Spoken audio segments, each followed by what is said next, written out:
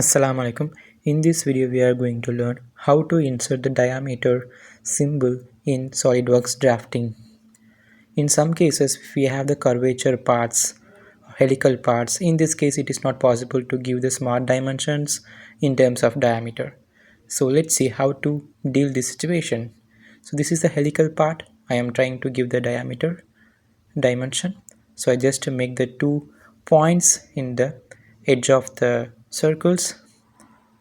I just set the smart dimension to specify the inner diameter. Now you can see the dimension is generated without diameter symbol. So how to insert the diameter symbol here? Just select the dimension again. Go to the dimension window in left side. Here you can find the dimension text.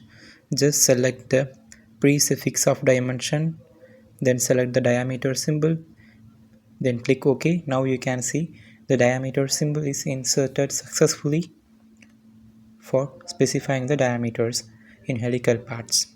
So like this you can use this option to insert the diameter symbol in helical parts, curvature parts where you can't create dimensions with the diameter symbol.